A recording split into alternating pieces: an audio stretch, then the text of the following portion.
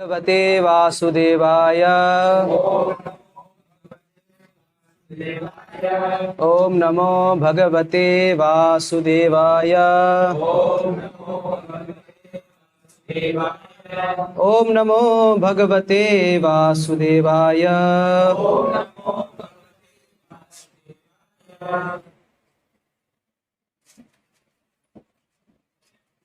श्रीमद् भागवतम स्कंद 1 अध्याय 10 श्लोक संख्या 4।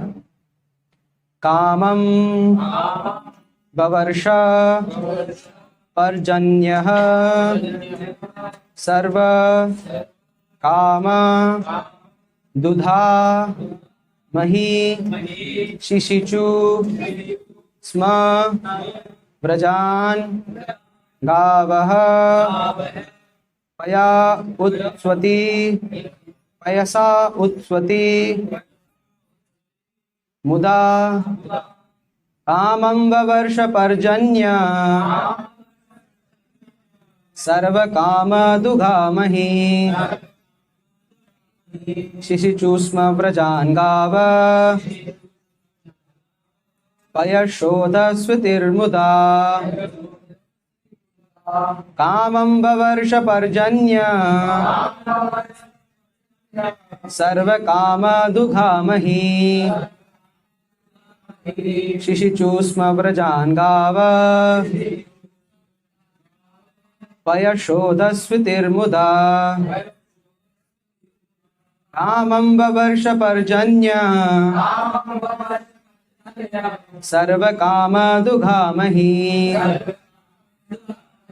शिशिचुस्म व्रजान गाव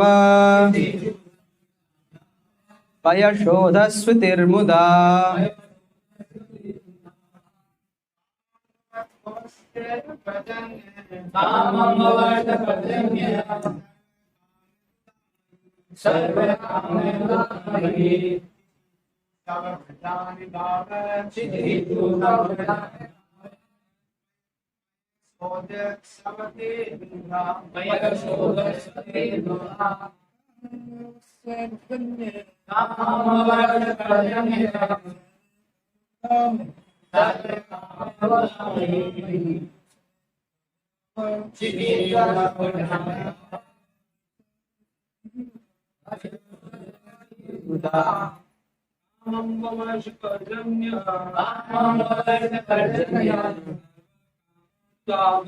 सर्व काम दुघामहि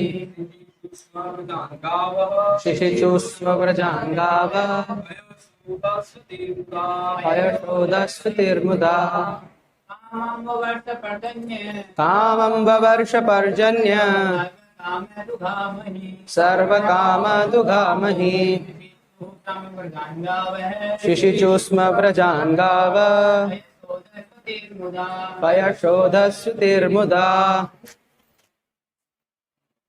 माताएं, कामं ववर्ष पर्जन्य सर्व काम दुघामहि शिशिचुस्म व्रजान गाव पयशोधस्वतिर्मुदा कामं ववर्ष पर्जन्य सर्व काम दुघामहि शिशिचुस्म व्रजान गाव पयशोधस्वतिर्मुदा। शब्दार्थ: कामम समस्त आवश्यक वस्तु, वर्षा वर्षा होती थी, पर्जन्य वर्षा, सर्व प्रत्येक वस्तु, काम आवश्यकताएं, दुधा उत्पन्न करने वाली, मही पृथ्वी, शिशिचु शिशिचुस्म सिक्त करती थी, व्रजान चारागाहों को, गावः गायें, पयशा उत्स्वती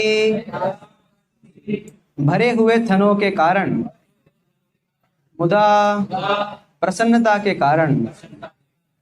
अनुवाद तथा तात्पर्य कृष्ण कृपा मूर्ति अभय चरणारविंद भक्तिवेदांत स्वामी प्रभुपाद द्वारा। अनुवाद।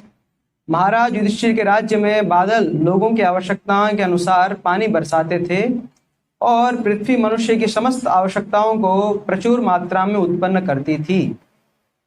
दूध से भरे थनों वाली तथा प्रसन्न चित्त वाली गायें अपने दूध से चारागाह को सिक्त करती रहती थी।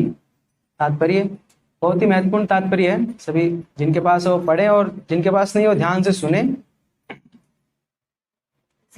तात्पर्य आर्थिक विकास का मूल सिद्धांत भूमि तथा गायों पर केंद्रित है। अन्न, फल, दूध, खनिज, वस्त्र, ईंधन इत्यादि मानव समाज की आवश्यकताएं हैं।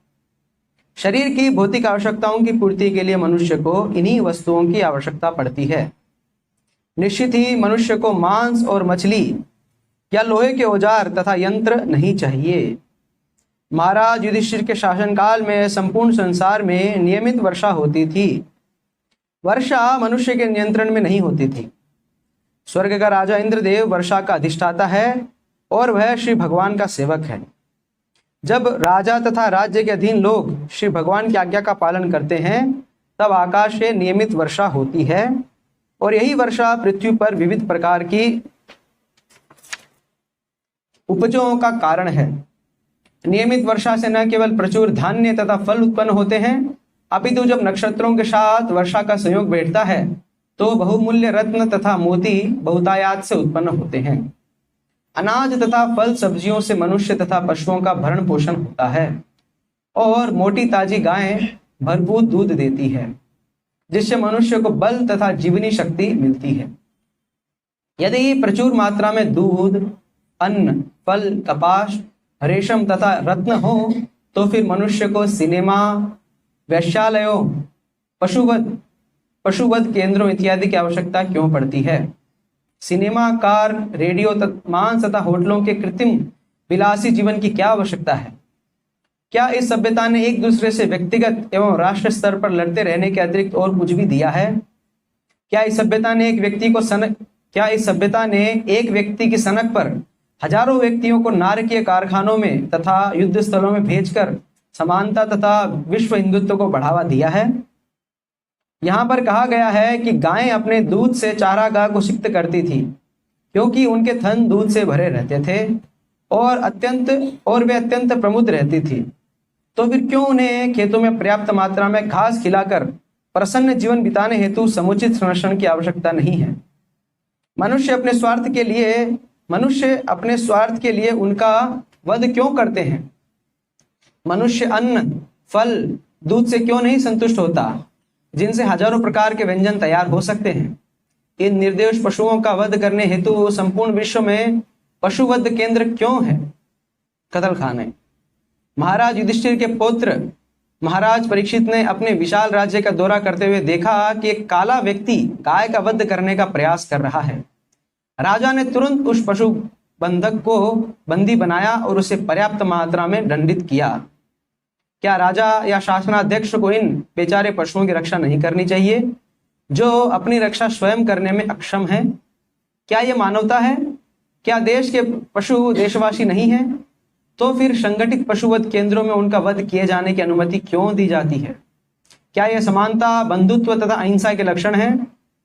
अतएव आधुनिक प्रगतिशील सभ्य स्वरूप की सरकार के विपरीत महाराज युधिष्ठिर जैसा राजतंत्र तथा कथित उस प्रजातंत्र से कहीं अधिक श्रेष्ठ है जिसमें पशुओं का वध किया जाता है और पशु से भी नीच एक व्यक्ति पशु से भी नीचे दूसरे व्यक्ति के लिए मतदान करता है। हम सभी भौतिक प्रकृति के प्राणी हैं। श्रीमद् भगवद गीता में कहा गया है कि श्री भगवान स्वयं बीजदाता पिता है और भौतिक प्रकृति सभी आकार प्रकार के जीवों की माता है। इस प्रकार माता प्रकृति के पास परम पिता भगवान श्री कृष्ण की कृपा से पशुओं तथा मनुष्य दोनों के लिए पर्याप्त भोजन है। मनुष्य अन्य समस्त जीवों का बड़ा भाई जैसा है। उसमें पशुओं की अपेक्षा अधिक बुद्धि है जिससे वह प्रकृति का मार्ग तथा परम पिता के संकेतों को समझ सके।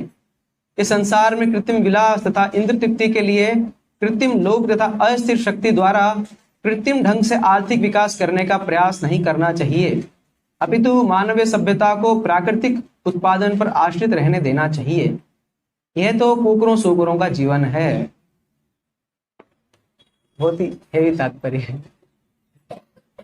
ओम अज्ञानतिमिरान्धस्य ज्ञानाञ्जनशलाकया चक्षुरुन्मीलितं येन तस्मै श्रीगुरुवे नमः। श्रीचैतन्यमनोभीष्टं स्थापितं येन भूतले स्वयं रूपकदा मह्यं ददाति स्वपदान्तिकं। वन्देऽहं श्रीगुरो श्रुतः पदकमलं श्रीगुरून् वैष्णवांश्च। श्रीरूपं साग्रजातं सगणरघुनाथानितं तं सजीवं साद्वैतं सावधूतं परिजनसहितं कृष्णचैतन्यदेवं श्रीराधाकृष्णपादान् सगणललिता शिवशाखानितांश्च। हे कृष्ण करुणा सिंधु दीनबंधु जगतपते गोपेश गोपिका कांत राधा कांत नमस्तुते। तप्त कांचन गौरांगी राधे वृंदावनेश्वरी वृषभानुसुते देवी प्रणमामि हरिप्रिय। वाञ्छाकल्पतरुभ्यश्च कृपा सिन्धुभ्येव च पतितनां पावनेभ्यो वैष्णवेभ्यो नमो नमः। जय श्री कृष्ण चैतन्य प्रभु नित्यानंद श्री अद्वैत गदाधर श्रीवासादि गौर भक्त वृंद। हरे कृष्ण कृष्ण कृष्ण हरे हरे, हरे राम राम राम हरे हरे।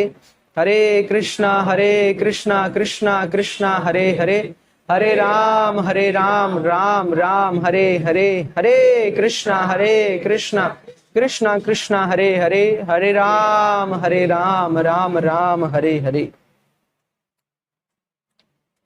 तो कभी भी आपको भौतिक जगत अच्छा लगे तो तात्पर्य पढ़ लीजिए, अच्छा नहीं लगेगा।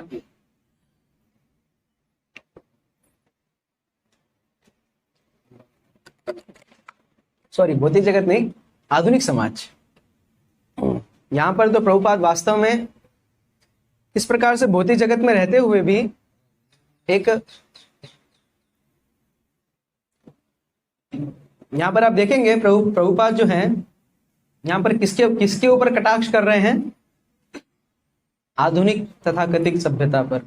तथाकथित इसलिए क्योंकि ये वास्तव में सभ्यता तो है ही नहीं। सभ्यता होती है सभ्य लोगों से। जो लोग एक पशु का वध करें केवल अपनी जिह्वा की इंद्रिय तृप्ति के लिए, वो तो कैसे सभ्य हो सकते हैं? सभ्य हो ही नहीं सकते। तो यहाँ पर हम देखेंगे विशेष रूप से युधिष्ठिर महाराज का जो समय था, उस समय किस प्रकार का जीवन था। और केवल युधिष्ठिर महाराज का ही नहीं, यहाँ तक कि हम अगर देखें तो महाराज परीक्षित के समय भी ये सभ्यता थी। पशुवध नहीं था। अनावश्यक रूप से यज्ञ होते थे, वो सब उनके लिए अलाउड था, लेकिन अनावश्यक रूप से पशुवध नहीं होता था। लेकिन महाराज परीक्षित के बाद धीरे धीरे सभ्यता का हनन होना शुरू हो गया। यहाँ पर आगे इसी स्कंद में हम देखेंगे सभ्यता का हनन कहाँ से शुरू होता है। जब एक ब्राह्मण, आवाज आ रहा है सभी को पर्याप्त? मैं आई थिंक धीरे बोल रहा हूँ, आवाज धीमा है। हरे कृष्णा, अभी ठीक है? तो जिस समय एक ब्राह्मण ने अपने, क्या कहना चाहिए, अपनी शक्ति का जब दुरुपयोग किया, वहां से कलयुग प्रारंभ हो गया। क्योंकि जैसे ही ब्राह्मण का हनन होता है तो साथ ही साथ क्षत्रिय का भी हनन होना शुरू हो जाता है। क्योंकि पहले की सभ्यता क्या थी? वर्णाश्रम अर्थात 4 वर्ण और 4 आश्रम। 4 वर्ण कौन कौन से हैं? कौन बताएंगे? बताइए। 4 वर्ण, ब्राह्मण क्षत्रिय वैश्य शूद्र, और 4 आश्रम, बोलिए। संन्यास। इस प्रकार से ये वर्णाश्रम था। 8 विभाग थे, 4 भौतिक कार्यकलापों के लिए और 4 आध्यात्मिक कार्यकलापों के लिए। तो लेकिन जब आध्यात्मिक, विशेष रूप से जब ब्राह्मणों ने अपनी शक्ति का दुरुपयोग किया, वहां से सभ्यता का हनन होना शुरू हो गया। जैसे ही ब्राह्मणों का पतन हुआ तो क्षत्रियों ने भी उनसे उपदेश लेना छोड़ दिया कि ये तो क्या है, ये तो अपनी शक्तियों का गलत उपयोग कर रहे हैं, तो हम इनसे उपदेश क्यों लेंगे? उनका पतन हो गया ना। पहले जो क्षत्रिय थे वो ब्राह्मणों से उपदेश लेते थे। महाराज युधिष्ठिर के जीवन काल में आप देखेंगे, वो इतने बड़े राजा हैं लेकिन फिर भी वो, उनके मंत्री आप देखिए सभी ब्राह्मण होते थे, और जो उनको वास्तव में सही उपदेश प्रदान करते थे। तो जैसे क्षत्रियों का पतन होता है तो फिर वैश्य भी एक राजा को, क्या कहना चाहिए, उसका जो कर है वो देना छोड़ देते हैं। आजकल हम देखते हैं ना, लोग इनकम टैक्स की चोरी करते हैं। क्यों? क्योंकि इन्हें पता है कि ये कैसी सरकार है, इसको मैं अपना क्या कहना चाहिए, बहुमूल्य पैसा क्यों दूं मैं इसे, ये क्या कर रही है मेरे लिए, ये तो खुद सब भोग कर रहे हैं। नहीं इच्छा होती ना। अगर किसी को कोई इच्छा से कोई इनकम टैक्स देता है? कोई नहीं देता, जबरदस्ती लेना पड़ता है। पहले ऐसा नहीं था। यहाँ पर अगले श्लोक में हम देखेंगे, मनुष्य ही नहीं, नदियां, वर्षा, पहाड़, ये सब भी महाराज युधिष्ठिर को कर देते थे। किस प्रकार से? प्रजा की जो भी आवश्यकताएं होती थी वो सब प्रदान करके। लेकिन आजकल कोई नहीं देना चाहता। और जब वैश्यों का पतन हो जाता है तो शूद्र भी फिर उनकी सेवा नहीं करना चाहते कि ये तो क्या अपने भोग के लिए कार्य कर रहा है, ये तो राजा को कर ही नहीं दे रहा है, तो वो भी क्यों उसकी सेवा करेगा? वो भी कहेगा कि मैं भी स्वच्छंद रूप से कार्य करूंगा। तो इस प्रकार से धीरे धीरे क्या हुआ, इस सभ्यता का हनन होना शुरू हो गया। और आज हम इस स्थिति में हैं। आजकल क्या है, सभी वर्ण शंकर हैं। कौन ब्राह्मण है, कौन क्षत्रिय है, कौन वैश्य, किसी को पता ही नहीं है ना। जैसे दामोदर को उस दिन हम जो गए थे उन्होंने सुना होगा, वर्ण शंकर उत्पन्न होने लगे हैं। और इसीलिए जब धर्म केंद्र में नहीं है तो फिर क्या होगा? अधर्म। और अधर्म के कारण इस प्रकार की सभ्यता जो हम देख रहे हैं वो आएगी, क्योंकि धर्म नहीं है ना, मूल नहीं है कुछ। जैसे पशुवध, यहाँ पर प्रभुपाद बहुत ही क्या कहना चाहिए, कटाक्ष करके यहाँ पर बता रहे हैं कि तुम्हारी क्या सभ्यता है, तुम पशुओं का वध कर रहे हो, तुम्हारी क्या सभ्यता है। तो पशुवध क्यों होता है? क्योंकि धर्म नहीं है। तो किसी को भी मारो, कुछ भी करो, क्या फर्क पड़ता है। इसलिए इस प्रकार की सभ्यताएं आती हैं। आजकल हम देख रहे हैं, आज गाय की इतनी दुर्दशा क्यों है? क्यों है गाय की दुर्दशा? तो बताएंगे आप में से? गाय की दुर्दशा तो है, ये तो सभी को पता है। क्यों है गाय की दुर्दशा? है? कौन भटक गए? हम सभी। हम क्या, हमने गाय की सेवा करनी छोड़ दी। हम तो शहरों में रह रहे हैं, फ्लैट में, गांव का घर छोड़ के आ गए। अब फ्लैट में गाय कहाँ पाले?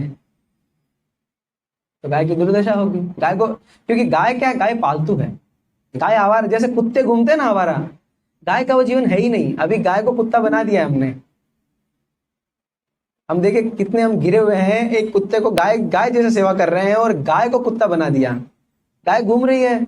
अभी मैं जस्ट अभी आ रहा था वो बड़ोदरा से, तो वहां से जस्ट जैसे निकल रहा था, कितनी 60-70 गायें घूम रही है, वो कचरा खा रही है। ऐसी सभ्यता है। तो क्या कहें? तो इसका कारण क्या है? धीरे धीरे क्योंकि लोग धर्म को भूल रहे हैं और अधर्म को स्वीकार कर रहे हैं। और धर्म को स्वीकार करने से इस प्रकार की सभ्यताओं को हमें देखने को मिलेगी। हम तात्पर्य पढ़ेंगे, इसमें प्रभुपाद बहुत अच्छे समझा रहे हैं। आप देखिए, ये तात्पर्य प्रभुपाद ने 1950 के दशक में लिखा था। उस समय तो सभ्यता कितनी अच्छी थी, मतलब 1950 में तो क्या सभ्यता थी। आज का व्यक्ति अगर 1950 देखेगा तो उसको तो लगेगा कि वो तो क्या था, वो तो वैदिक संस्कृति जैसी ही थी। लेकिन फिर भी प्रभुपाद उस समय यहाँ बता रहे हैं कि क्योंकि उस समय हनन होना शुरू हो गया था और अभी हो चुका है। लेकिन प्रभुपाद क्योंकि क्या कहना है, त्रिकालदर्शी है, इसलिए प्रभुपाद को पता है। इसलिए प्रभुपाद के आप तात्पर्य पढ़ेंगे, ऐसा लगेगा कि अभी लिखे हैं प्रभुपाद ने, कल ही लिखे हैं, है ना। आज के समाज को देखकर ही लगेगा कि आज के समाज को देखकर ही प्रभुपाद तात्पर्य लिख रहे हैं, जबकि प्रभुपाद के तात्पर्य 1950 के तात्पर्य है, जिस समय कोई इस प्रकार की कल्पना ही नहीं कर सकता था ना। उस समय गौ हत्या बहुत ही छोटे स्तर पे होती थी। लेकिन प्रभुपाद फिर भी यहाँ पर लिख रहे हैं क्योंकि प्रभुपाद त्रिकालदर्शी है, इसलिए प्रभुपाद को पता था। तो हम तात्पर्य को थोड़ा पढ़ेंगे और समझने का प्रयास करेंगे। ध्यान से सुनिए सभी। आर्थिक विकास का मूल सिद्धांत भूमि तथा गायों पर केंद्रित है। आर्थिक विकास सभी जानते हैं, इसको समझाने की आवश्यकता तो है नहीं। आर्थिक विकास है ना, क्या सरल भाषा में क्या कहेंगे वो? धनोपार्जन और इस प्रकार से आर्थिक विकास। इसके लिए मूल क्या है, कैसे चलता है आर्थिक विकास, आर्थिकता कैसे चलती है? गाय और भूमि। कैसे? गाय और भूमि से क्या मिलता है? गाय और भूमि से आर्थिक विकास कैसे चलेगा? प्रभुपाद तो यहाँ बता रहे हैं आर्थिक विकास का मूल सिद्धांत भूमि तथा गायों पर केंद्रित था। वास्तव में आप देखिए, इस आधुनिक सभ्यता को एक बार हटा दीजिए, अभी आप देखिएगा आपको जीवन में क्या क्या आवश्यक है। यहाँ प्रभुपाद आगे बता रहे हैं क्या क्या आवश्यक है, वास्तव में जीने के लिए क्या आवश्यकताएं हैं वो उसको समझना होगा। आजकल हमारी आवश्यकताएं क्या हो गई है, जीने की आवश्यकताएं तो हमें मिल ही नहीं रही है। वास्तव में अगर हम देखें, हमारा जीवन देखें तो हमें जीने की आवश्यकताएं क्या मिल रही है? ना स्वच्छ खाना है, ना स्वच्छ पानी है, ना स्वच्छ हवा है ना। हम केवल क्या करना चाहिए, कीड़े मकोड़ों की तरह जी रहे हैं, इधर उधर भटक रहे हैं, कुछ मिल जाए खा लिया कहीं भी। अब देखिए रोड से आइए खाली आप, अभी 7 बज रहा है, क्या क्या ट्रैफिक है लोग। तो ऐसे समाज इस प्रकार से कहाँ शुद्ध हवा मिलेगी, इतना इतना प्रदूषण है। तो वास्तव में हमें क्या आवश्यकता है, हमारे जीवन की आवश्यकताएं क्या है? अन्न, अन्न चाहिए। भले हम कितने प्रगत हो जाएं, अन्न बिना तो हम नहीं रह पाएंगे, अन्न तो चाहिएगा चाहिए। उसको हम विपरीत करके कुछ कुछ बना ले, लेकिन अन्न मुख्य है। फल, दूध, खनिज, खनिज अर्थात ये क्या कहना चाहिए, धातु, धातु कह सकते हैं एक प्रकार से, सोना चांदी, इस प्रकार से मेटल्स, खनिज। वस्त्र, कपड़े चाहिए। पता नहीं आगे चल के सब नंगे घूम रहे हैं अभी से ही, सब विपरीत जा रहे हैं, अभी आदिवासी बन रहे हैं अधरंगे घूमते हैं। ईंधन, ईंधन अर्थात पेट्रोल और डीजल नहीं, लकड़ी, अग्नि, अग्नि उत्पन्न करने के लिए ईंधन, ये सभी और कुछ कुछ जैसे इस प्रकार से चीजें की आवश्यकता है। अभी ये सभी चीजें आपकी भूमि और गाय से पूरी हो जाएगी। खाना भूमि से मिल जाएगा, फल भूमि से मिल जाएंगे, दूध गाय से मिल जाएगा, खनिज, वस्त्र, ईंधन सब भूमि से मिल जाएगा। वास्तव में अभी भी पूरी जो सभ्यता है वो सब मिल तो भूमि से ही रहा है। ये फोन कहाँ से आया? भूमि से आया है ना। आपने भूमि से कुछ पदार्थ लिए, उनको कुछ मिक्सअप किया, प्लास्टिक बनाया, प्लास्टिक से फोन बनाया। अभी भी भूमि से ही मिल रहा है, लेकिन अभी हम देख नहीं पाते अभी, क्योंकि इतना दूर चला गया है। जैसे छोटा सा उदाहरण देता हूं, किस प्रकार से हम क्या कहना चाहिए, वास्तव में सब कुछ भगवान दे रहे हैं, लेकिन हम कितने दूर चले गए हैं। जैसे उदाहरण के लिए गर्मी पड़ रही है, बहुत गर्मी है, धूप लग रही है। अभी कोई व्यक्ति अगर पहले के समय में धूप लगती थी तो क्या करते थे? पेड़ के नीचे बैठते थे। और जब पेड़ के नीचे बैठेंगे तो आपको तुरंत भगवान का स्मरण आएगा कि देखो भगवान ने पेड़ दिया है ना, कितना अच्छा है, हाँ आराम मिल गया। लेकिन अभी आप कहाँ बैठेंगे? कोई शेड के नीचे, तो शेड की तारीफ करेंगे, क्या बनाया वैज्ञानिक लोगों ने, है एकदम बढ़िया फैब्रिक है, धूप लगी नहीं रही है ना। तो वास्तव में वो भगवान से ही आया है, वास्तव में सब कुछ भगवान से आ रहा है। लेकिन आधुनिक सभ्यता में भगवान से इतने दूर चले गए हम, हमें किसी चीज में भगवान के दर्शन ही नहीं होंगे, हम देख ही नहीं पाएंगे भगवान को। अब कार है, कार कैसे देखेंगे भगवान को? बैलगाड़ी है तो बहुत आसान है ना, जीवित है वो, देखना बहुत आसान है कि ये भगवान की सभ्यता है, बहुत आसान है। भगवान को स्मरण करना बहुत आसान है उस सभ्यता में। लेकिन आजकल की सभ्यता में हम जब 16 माला कर रहे हैं तब भी हम भगवान का स्मरण नहीं कर पा रहे हैं। और पहले लोग ऐसा क्या कहना चाहिए, अभी किसी का समय ही नहीं है, सोचने का ही समय नहीं है कि मैं क्या कर रहा हूं, जीवन किस लिए मिला है। वो भाग रहा है, सुबह उठा, ब्रश किया, भाग गया, बस भाग रहा, आया, सो गया। समय नहीं किसी के पास, ऐसा बनाया है जानबूझकर कि लोगों को सोचने का समय नहीं हो, लोग इतने व्यस्त हो जाए इस जीवन में कि कोई प्रश्न ही नहीं करे। इस प्रकार से प्रभुपाद यहाँ प्रश्न कर रहे हैं ना, आप देखिए कितने कितने कड़वे प्रश्न कर रहे हैं प्रभुपाद के प्रश्न देखिए आप। प्रचुर मात्रा में दूध, अन्न, फल, कपास, रेशम तथा रत्न हो तो फिर मनुष्य को सिनेमा, वेश्यालयों, कत्ल खानों इत्यादि की आवश्यकता क्यों पड़ती है? किसी के पास जवाब है इसका? कोई सोच ही नहीं रहा है, कोई विचार ही नहीं कर रहा है, सबको लग रहा बढ़िया है। क्यों बढ़िया है? बस बढ़िया है, मजा आ रहा है। वास्तव में कोई मजा नहीं आ रहा है, सब दुखी हैं, सब के सब दुखी है, लेकिन कोई बोलता नहीं है। वो सोचते हैं यार सब तो सुखी है लोग शहर क्यों आते हैं, गांव छोड़ के शहर क्यों आते हैं? क्योंकि उन्हें लगता है कि शहर का व्यक्ति सुखी है, क्योंकि दिखावा करते हैं इस प्रकार का। इसीलिए एडवर्टाइजमेंट होते हैं ना, है ना, एडवर्टाइजमेंट होते हैं कि देखो ये, क्योंकि क्या है, ये जगत क्या है, दुखालय है, इसीलिए क्या है, लोगों को इसमें लगता है कि यार मैं सुखी नहीं हूँ, गांव का जीवन तो बहुत दुखमय है। तो सुख के लिए कहाँ जाओ? देखो शहर में लोग बहुत सुखी हैं। कैसे पता? टीवी में देखा था। टीवी में वो एक, आजकल तो गांव में टीवी आ गया है या कभी शहर में आया तो होर्डिंग देखा, तो कितने एकदम क्या कहना चाहिए, बहुत सुखी दिख रहे हैं। एड में ऐसे दिखाते हैं ना, एक आदमी है, एक हीरो है, वो भाग रहा है। क्यों भाग रहा है? थम्स अप की बोतल के लिए, कोको कोला के लिए भाग रहा है। और वो दिखा रहा है ऐसे कि यार अगर ये मिल गया तो सुखी हो जाऊंगा। और फिर जब मिल जाता है तो इतना सुखी होता है और उसको पीता है। वास्तव में पता नहीं पीता है कि नहीं। तो जब देखता है उसको लगता है अरे यार ये, अरे यही तो चाहिए था, यही तो सुख है, इसी के लिए तो मैं प्रयास कर रहा था। अच्छा कोको कोला पीने से मिलेगा, ओके ठीक है कोको कोला पीता हूँ। तो कोको कोला पीता है, सभी ने पिया होगा मेरे अनुसार, सुख मिला उससे। कितने लोग सुखी हुए? उल्टा दुखी हो जाते हैं, डकारें आने लगती है और खराब करता है शरीर को। लेकिन क्या है, क्योंकि ऐसा दिखाया गया कि बहुत सुखी है, इसलिए सिनेमा घर है ना। लोग सोचते हैं लोगों के जीवन में दुख है, इसलिए वो जाते हैं सुख ढूंढने के लिए। कहाँ? मूवी देखने जाते हैं। मूवी देखेंगे तो सुख मिलेगा, मूवी देखेंगे तो सुख मिलेगा। सुख मिलता है मूवी देखने से? हो सकता है कुछ समय के लिए, क्या कहना चाहिए, महाराज शब्द यूज कहते हैं टिंटिलेशन, वो कुछ ऐसा रोमांच आ जाता है ना, हो, तो ऐसा लगता है कि हाँ सुख तो है, लेकिन फिर चला जाता है। महाराज बताते हैं कि अगर मूवी देखने से सुख होता है तो आप देखिए ना, बार बार देखिए, अलग अलग मूवी क्यों लगा रहे हो? एक ही मूवी देखो बार बार, अगर वास्तव में सुख है तो। वास्तव में सुख नहीं है। वास्तव में लोग एक बार देखेंगे, दो बार देखेंगे, मजा नहीं आएगा।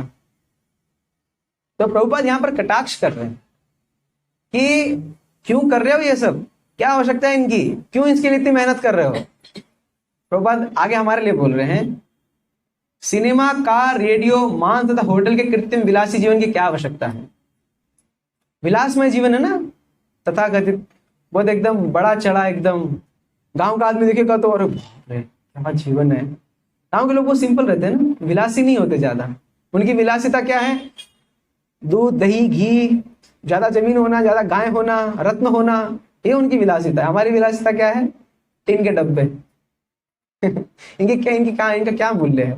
अभी पेट्रोल नहीं होगा तो क्या है इनके? ये पेट्रोल है तो ये चल रहे हैं, दौड़ रहे हैं, कुछ हो रहा है इनसे। जैसे जैसे एक क्या कहना चाहिए, ऐसे एक सेकंड में पेट्रोल खत्म हुआ, आप सब ऐसे ही पड़े रह जाएंगे। ये क्या विलासिता है? कोई विलासिता नहीं है वास्तव में। इससे कारण और लोग दुखी होंगे क्योंकि इन पर आश्रित हो जाएंगे ना। तो ये विलासिता नहीं है। ये लोग प्रयास करते हैं कि लोग देखते हैं कि हम इसको विलासिता की तरह उपयोग करेंगे, लेकिन धीरे धीरे क्या हो जाती है, ये आवश्यकताएं बन जाती है धीरे धीरे। और विलासिता फिर क्या रह गई? जब आपकी आवश्यकता बन गई तो अभी आपको चाहिए ही चाहिए। एक दो दिन गाड़ी चलाने में मजा आता है, फिर कंटाला आता है, यार गाड़ी चलाना पड़ेगा, इसलिए फिर ड्राइवर रखते हैं कि तू चला यार। वास्तव में सुखी नहीं है। गाड़ी में बैठना किसको अच्छा लगता है? पता नहीं, हो सकता है कुछ लोगों को अच्छा लगे। अगर आपको अच्छा लग रहा है तो आप बहुत बुरी स्थिति में अच्छा नहीं लगना चाहिए। वास्तव में आप देखिए, एक तो एक गाड़ी है, दूसरा बैलगाड़ी है। एक छोटा सा क्या कहना चाहिए, भक्तों ने कुछ बनाया था अभी, ये ऑटो पायलट मोड पर एक है ना, कौन सा कोई इलॉन मस्क ने को गाड़ी निकाली, टेस्ला। तो उसमें बताया उसमें क्या क्या फीचर्स हैं। आपको खाली बैठना है, आप सो जाओ, आपकी गाड़ी आपको आपके घर पे पहुंचा देगी, आपको कुछ नहीं करना है। कहीं सुना है ऐसा चीज? बैलगाड़ी, बैल को छोड़ दो, आप सो जाओ, आपको घर पे उतार देगा बैल। तो है ना ऑलरेडी, टेस्ला से पहले से टेक्नोलॉजी है। हाँ, लेकिन वो, और उस समय बहुत आराम है, हॉर्न नहीं बजा रहा है कोई, ज्यादा से ज्यादा गाय रंभा रही होगी या बैल रंभा रही होंगे, इससे ज्यादा आपको क्या कहना चाहिए, डिस्टर्बेंस नहीं आएगा। बहुत ही कंफर्टेबल राइड होगी आपकी है ना, इसकी आवश्यकता ही नहीं है। ऑलरेडी टेस्ला से पहले ही टेस्ला बन चुकी है, लेकिन उसको हमने छोड़ दिया क्योंकि थोड़ी धीरे चलती है ना। हमको तो यहाँ से वहां कुछ सेकंड्स में पहुंचना है, इसे दे दोगे तो घंटों लगा देगी। लेकिन पहले समय भी था ना, पहले समय भी था। और आप देखिए एक बैल जा रहा है, दूसरी साइड से एक बैल आ रहा है, तो बैल को पता है कि ये सामने से बैल आ रहा है, साइड हो जाएगा, यहाँ तो एक्सीडेंट हो जाएगा, मर जाएंगे आप सोते सोते। और ये आश्रित हो जाएंगे ना आप, क्योंकि व्यक्ति नहीं है ना, आप कितना उसको क्या कहना चाहिए, उसको प्रोग्राम करेंगे, कुछ ना कुछ चुप रहेंगे, आपका जीवन खत्म। एक्चुअली विलासिता की आवश्यकता नहीं है, लेकिन क्या है, हमको क्या है, आधुनिक व्यक्ति जो है ना, उसका एक लक्षण है, इंग्लिश में उसे कहते हैं रेस्टलेस। वो एक जगह ऐसे रह नहीं सकता। जैसे आज ये बनाया, अब ये पर्याप्त है ना, कुर्सी बन गई, नहीं, कल दूसरी प्रकार की बनाएगा, फिर हम देखेंगे यार ये तो अच्छी थी लेकिन वो ज्यादा अच्छी लग रही है, तो फिर उसको ले लेते हैं। क्योंकि वो रेस्टलेस, मतलब रोक नहीं पाते अपने आप को।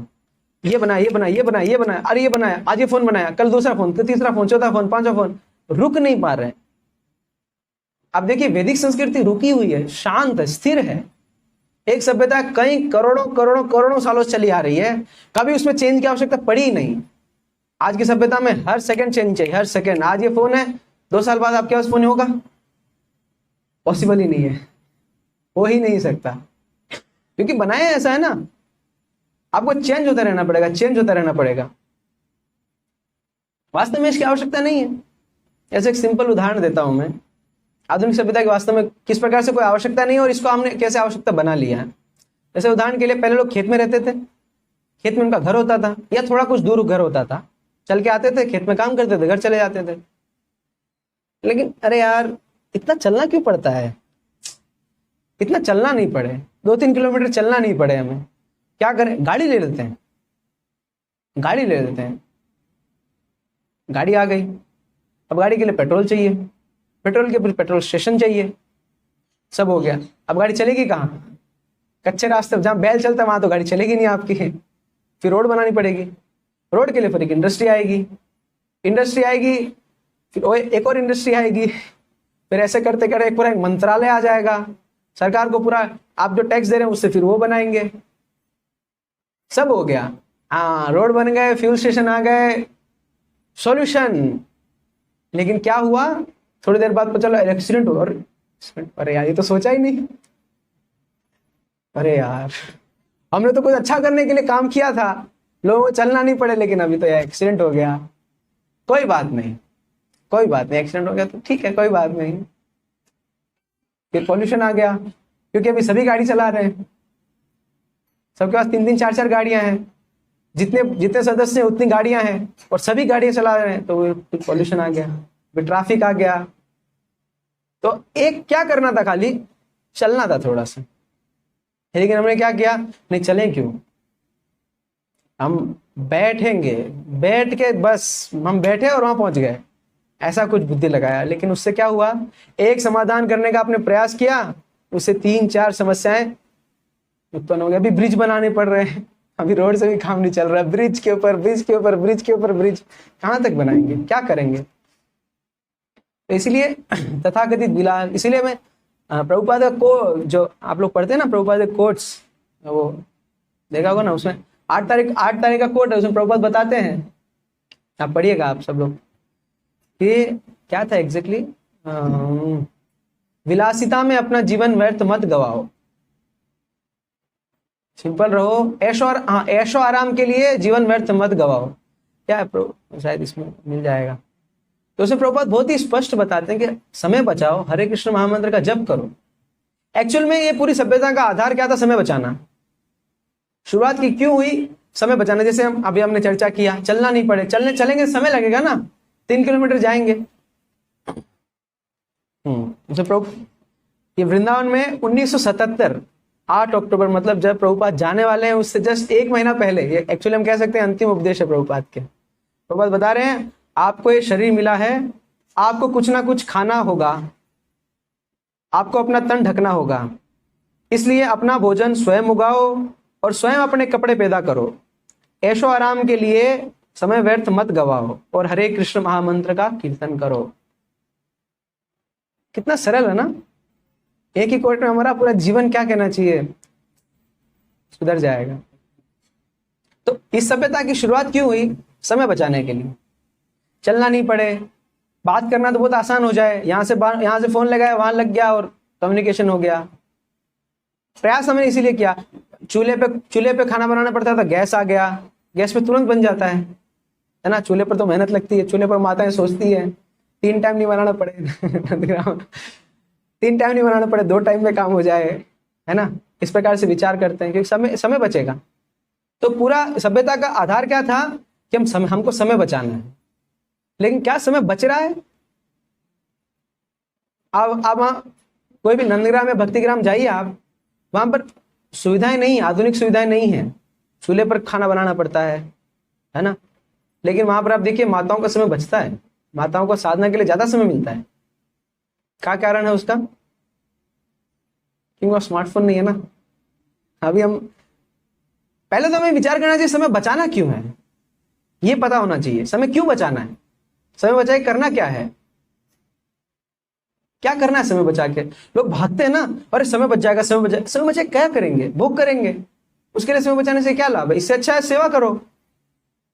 अभी गैस पे कुकिंग करने में 2 घंटा लगेगा, चूल्हे पे 4 घंटा लगेगा, लेकिन अच्छा है ना, आपके 2 घंटे और भगवान की सेवा में गए। यहाँ तो आप कुछ और उल्टा सीधा काम करेंगे, इधर उधर की बातें करेंगे। अभी तो सब माताओं भी सब एडवांस हो गई हैं, तो सब यूट्यूब पे कुछ ना कुछ देखेंगे, तो इससे लाभ क्या हुआ? इसलिए विलासिता की कोई आवश्यकता नहीं है।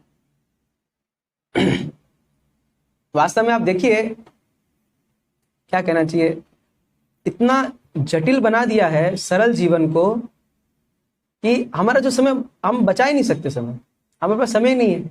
हम पुस्तक वितरण में जाते हैं, लोगों का एक ही चीज है, अरे पुस्तक के लिए क्या करेंगे?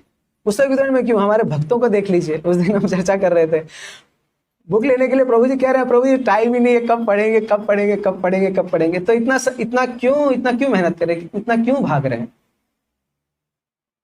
केवल आपको कुछ चीजें छोड़नी है, कुछ चीजें छोड़नी है, इलेक्ट्रिसिटी छोड़नी है। एक्चुअल में वास्तव में हम सोचते हैं कि बहुत बड़ी बात है पंखा छोड़ना, लाइट छोड़ना, लेकिन आप कोई भी आप विशेष रूप से भक्तिग्राम आइए, वहां उस प्रकार इस प्रकार से घर बनाए हैं, लोग आते हैं मिलने के लिए, वो लोग पूरा देख लेते हैं कि अच्छा ऐसा बनाया ऐसा बनाया ऐसा बनाया, फिर उनको जब वो जाने लगते हैं तो उनको बताते हैं कि हम यहाँ बिजली का उपयोग नहीं करते। अच्छा बिजली का उपयोग नहीं करते, अच्छा अच्छा, ये तो ध्यान ही नहीं दिया, क्योंकि आवश्यकता ही नहीं है, आवश्यकता ही नहीं है।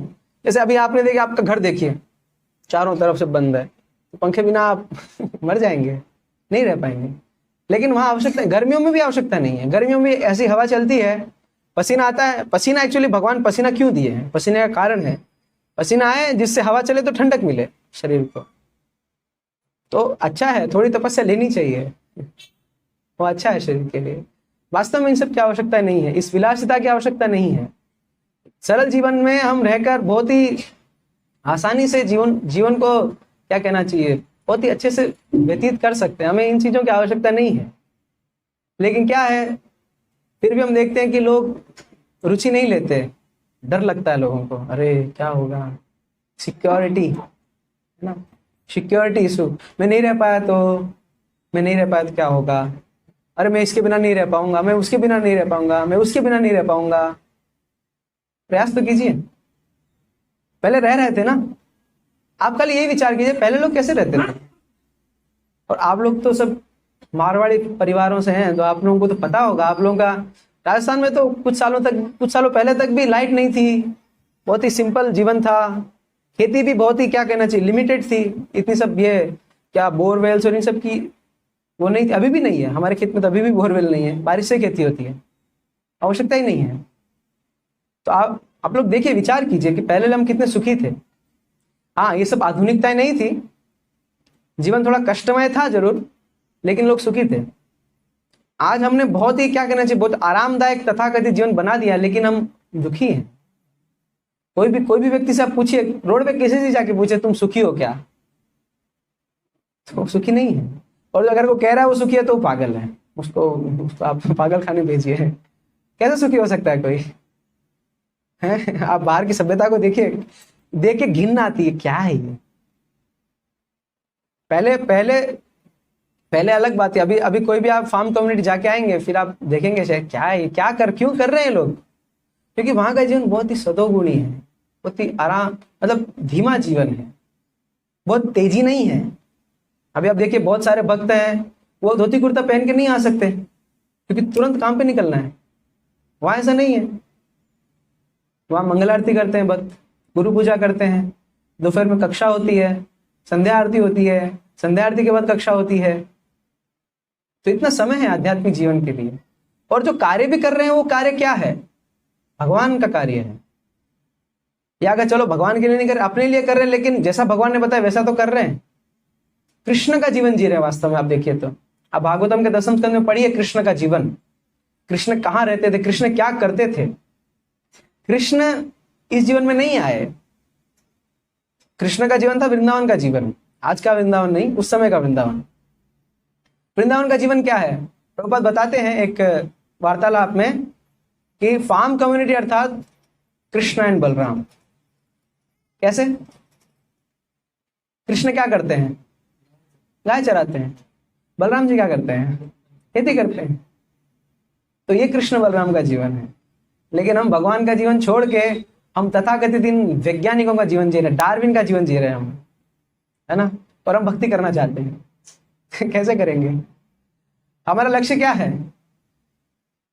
आध्यात्मिक जगत जाना, है ना, गोलोक जाना हमारा जीवन का लक्ष्य है ना। हम भक्ति क्यों कर रहे हैं? क्या है हमारा हेतु? क्या है? इतना भक्ति कर रहे हैं, सुबह उठ रहे हैं 4:30 बजे पागलों की तरह, हैं, मंगल आरती कर रहे हैं, जप कर रहे हैं 2-2 घंटा अगर कर रहे हैं तो क्यों कर रहे हैं? क्यों कर रहे हैं? किसी ने मतलब क्यों कर रहे हैं को बता सकते हैं? क्यों कर रहे हैं हम भक्ति का अभ्यास क्यों कर रहे हैं? क्या है हमारा लक्ष्य? क्या है? भगवत धाम प्राप्त करना। सभी का यही लक्ष्य है कि कुछ का, अगर कुछ का दूसरा उद्देश्य है तो मत कीजिए। हमारे जीवन का लक्ष्य है कि भगवत धाम जाना, back home, back to Godhead, है ना, भगवत धाम पुनः प्राप्त करना। लेकिन भगवत धाम का जीवन कैसा है वो आपने पता किया? जैसे कई बार उदाहरण देते हैं कि चाय छोड़ दीजिए, क्यों? क्योंकि आध्यात्मिक जगत में चाय नहीं है। लेकिन आध्यात्मिक जगत में ये फैक्ट्रियां भी नहीं है, गाड़ियां नहीं है, फोन नहीं है, तो क्या करेंगे फिर? आध्यात्मिक जगत जाएंगे, अरे भगवान मुझे व्हाट्सएप चेक करना था। तो भगवान में ठीक है, फिर जाओ वापिस सूरत, है ना। तो आप देखिए हमें जिस जीवन में जाना है उस जीवन का अभ्यास कैसे करेंगे हम। इसीलिए प्रभुपाद चाहते थे ये वर्णाश्रम, ये जो समुदाय हैं इनको स्थापित करना चाहते थे। यही उद्देश्य था कि लोगों को कृष्ण का जीवन देना, जिससे वो भगवत धाम जा सके। आधुनिक समाज में रह के कैसे भगवत धाम जाएंगे? नहीं जाएंगे, हमारी आसक्तियां हैं, हम पंखा नहीं छोड़ पाते, है ना। हम भक्त लोग जाते हैं, अरे प्रभु जी यहाँ तो नहीं रह पाएंगे। क्यों नहीं रह पाएंगे? लाइट नहीं है प्रभु जी। तो आध्यात्मिक जगत में भी नहीं है, वहां कैसे रहोगे? वहां भी लाइट नहीं है। प्रभु जी यहाँ गैस नहीं है, वहां भी नहीं है। तो मतलब आप वास्तव में आध्यात्मिक जगत जाना चाहते ही नहीं, आपको यहीं रहना है। कोई किसी कारणवश अगर नहीं जा पा रहा है वो एक अलग बात है, वो अपवाद है। और अपवाद मतलब भगवान जानते हैं कि वास्तव में क्या कारण है। आप भगवान को मूर्ख नहीं बना पाएंगे, अरे प्रभु जी मेरी तो ये ऐसा ऐसा ऐसा ऐसा ऐसा। भगवान तो जानते हैं। अगर आपकी वास्तव में ऐसी कोई वस्तु है जो आपको वहां के लिए वास्तव में सीरियसली, तो भगवान एक्सेप्ट करेंगे, उसको स्वीकार करेंगे। लेकिन अगर हम केवल अपनी आसक्तियों के कारण नहीं जा पा रहे हैं ऐसे समुदाय में रहने के लिए, तो भगवान हमको भगवत धाम भी नहीं बुलाएंगे, हमको भगवत धाम नहीं बुलाएंगे। एक्चुअली प्रभुपाद चाहते थे कि जो केवल प्रचारक हैं वो शहरों में रहें, इसलिए जिससे वो लोगों को प्रचार करके हमारे समुदाय में भेजें। ये चेन थी, ये प्रभुपाद ने चेन बनाई थी। लेकिन क्या हुआ, हम प्रचार तो करते हैं फिर यहीं रह जाते हैं। बोले ये भी ठीक ही है ना प्रभु, भक्ति तो कर ही रहे हैं, भक्ति तो कर ही रहे हैं, 16 माला हो रही है, रीडिंग हो रही है, संडे क्लास हो रहा है, और क्या, ये भी तो भक्ति है। मतलब जीवन का लक्ष्य भक्ति करना ना, तो यहाँ तो कर ही रहे ना। लेकिन यहाँ पर आप देखिए वास्तव में भक्ति का अर्थ क्या है? 24 घंटे भगवान का चिंतन करना। वो कैसे कर पाएंगे? क्योंकि आपको शहर में रहना है तो कुछ ना कुछ तो कार्य करना पड़ेगा। और वो कार्य क्या होंगे? जो भक्ति से बिल्कुल ही विपरीत है, जिनका भक्ति से कोई संबंध नहीं है, इस प्रकार के कार्य होंगे। आप क्या करते हैं? पढ़ाई करते हैं, कुछ जॉब करते हैं? क्या जॉब करते हैं? साड़ी का। अधिकतर सभी साड़ी के होंगे, तो पूछने की आवश्यकता नहीं है। तो बहुत मुश्किल है ना, वो भगवान का कार्य नहीं है ना एक प्रकार से। वाणिज्य है, लेकिन वाणिज्य क्या? वाणिज्य वैश्य के लिए है, और वैश्य का मुख्य कार्य क्या है? कृषि गोरक्षा, कृषि और गोरक्षा करना। हम अपने आप को हम सोचते हैं कि प्रभु मैं तो वैश्य हूं। कैसे वैश्य हैं आप गोरक्षा करते नहीं करते, तो कैसे वैश्य हैं आप? ये मुख्य कार्य। वाणिज्य तो साइड बिजनेस, कि भाई खेती किया, कुछ बच गया तो बेच दिया, वो मुख्य नहीं है उसका। वाणिज्य मुख्य कार्य नहीं है। तो हम बहुत दूर हैं। सॉफ्टवेयर इंजीनियर है कोई, है ना, इस प्रकार से अलग अलग। मैं तो ज्यादा पढ़ा लिखा नहीं हूँ, इसलिए मुझे ज्यादा पता नहीं है। अलग अलग जॉब होती है लोगों की, वो भगवान से दूर ले जा रही है। जैसे IT कंपनीज में लोग करते हैं कार्य, तो वो तो भगवान वहाँ कहाँ दिखेंगे उनको? वहाँ तो एक कैबिन है, उसमें वो पूरा दिन एक लैपटॉप में बस कुछ टाइप कर रहे हैं। कैसे भगवान दिखेंगे? नहीं दिख पाएंगे। लेकिन ऐसी सभ्यता में बहुत आसान है। इसलिए आप देखिए, महाराज बताते हैं एक प्रवचन में कि ये जो फार्म कम्युनिटीज हैं, कृषि समुदाय हैं, ये प्रभुपाद का 50% कार्य था। प्रभुपाद बताते हैं दिस इज माई 50%। और देखिए प्रभुपाद ने क्या किया। जो प्रभुपाद ने किया उसको प्रभुपाद 50% कह रहे हैं। और प्रभुपाद ने क्या किया? आपका प्रभुपाद का जीवन देखिए। प्रभुपाद ने इतने सारे मंदिर बनाए, करोड़ों भक्त बनाए, करोड़ों कह सकते हैं, अभी बन ही रहे हैं, प्रभुपाद की कृपा से बन रहे हैं। इतनी सारी पुस्तकें लिखी। मतलब प्रभुपाद ने जितने सारे किए, खाली एक कार्य को ले लीजिए, वो पर्याप्त है एक व्यक्ति के लिए। प्रभुपाद ने खाली इतनी बुक्स लिखी। अगर किसी राइटर को इतनी बुक्स लिखनी होगी, उसका पूरा जीवन इसी में समाप्त हो जाएगा, लिख ही नहीं पाएगा पहले तो। अब प्रभुपाद के तात्पर्य देखिए, प्रभुपाद ऐसे ही तात्पर्य लिख रहे हैं। डिक्टाफोन है प्रभुपाद ऐसे ही, लोगों को कहीं महीनों तक विचार करना पड़ता है, क्या लिखूं। और प्रभुपाद क्या, हिंदी तो फिर भी, हिंदी तो इतना क्या कहना चाहिए, स्पष्ट अनुवाद नहीं। आप अंग्रेजी जो पढ़ते हैं, तो वो प्रभुपाद की अंग्रेजी कि जैसे यही तात्पर्य है, इसको आप अंग्रेजी में पढ़िए। मतलब क्या जबरदस्त, क्या तात्पर्य है। मतलब बार बार मैं कम से कम 30 बार पढ़ लिया, और बार बार पढ़ने की इच्छा होती है उसको। ऐसी प्रभुपाद की राइटिंग है। और प्रभुपाद ने इतना कार्य किया, इतने सारे पत्र लिखे, कई हजारों पत्र लिखे। और प्रभुपाद इसको क्या कह रहे हैं? ये मेरा 50% कार्य है। तो आप विचार कीजिए कि प्रभुपाद का 50% कार्य कितना बड़ा है। हमने सुना होगा ना, कई मंदिरों में लिखा रहता है, सूरत में भी शायद लिखा होगा, प्रभुपाद ने एक ऐसा घर बनाया जिसमें पूरा संसार रह सकता है। तो वो घर क्या है? कौन सा घर है वो? इस्कॉन है? मुझे नहीं लगता। बहुत सारे लोग इस्कॉन से नहीं जुड़ पाएंगे ना, अधिकतर लोग तो इस्कॉन से नहीं जुड़ पाएंगे। और वास्तव में इस्कॉन ही है, लेकिन उसका क्या कहना चाहिए, प्रकटीकरण क्या है? ये फार्म कम्युनिटीज। इससे प्रभुपाद बताते हैं मिलियंस विल ज्वाइन, करोड़ों लोग इससे जुड़ेंगे, लाखों लोग जुड़ेंगे इससे, फार्म कम्युनिटीज से। हमारे पुस्तक वितरण से कुछ लोग जुड़ सकते हैं, लेकिन पुस्तक वितरण के बाद आगे उनको क्या देना है? जैसे अभी आप लोग हैं, कई सालों से हैं, लेकिन आप एक जगह अगर रुक गए ना, अभी 16 माला आपने कर ली, रीडिंग आप कर रहे हैं, पुस्तक वितरण कर रहे हैं, संडे प्रोग्राम कर रहे हैं, और प्रभु जी कृपा से हफ्ते में 1-2 दिन और मिल रहे हैं, इससे ज्यादा और क्या कर पाएंगे? इससे ज्यादा शहर में तो ये क्या होना चाहिए, ये टॉप मोस्ट है, इससे ज्यादा कुछ नहीं कर पाएंगे आप, इससे ज्यादा कुछ नहीं कर पाएंगे। और इसके बावजूद आपको अभक्तों का संग तो करना पड़ेगा।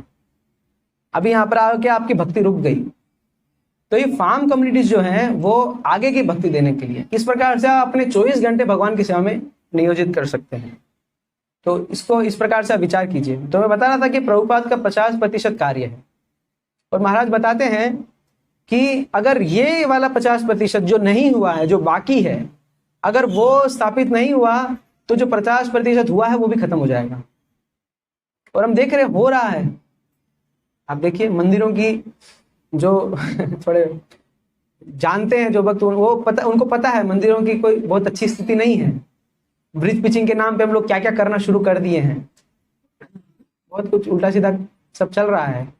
अभी क्या रिसेंटली फीमेल दीक्षा गुरु आ गई, प्रभुपाद कभी अलाउ नहीं करते, कभी अलाउ नहीं करते। प्रभुपाद ने, आप देखिए, प्रभुपाद ने कोई माता जी को क्या करना चाहिए, टेम्पल प्रेसिडेंट नहीं बनाया, जीबीसी नहीं बनाया, और ये लोग गुरु बना रहे हैं। तो ये धीरे धीरे खत्म हो जाए, क्योंकि क्योंकि हम वैदिक सभ्यता का क्या कहना चाहिए स्थापना नहीं करेंगे तो हम आधुनिक हो ही जाएंगे। ये सब आधुनिक सभ्यता के कारण ही हो रहा है। हम कितना ही अपने आप को दिलासा दे दें कि नहीं नहीं, स्त्रियां और पुरुष भी समान होते हैं, सभी आत्मा हैं, सभी जीव हैं, ये कारण नहीं है ये सब चीजें लाने का।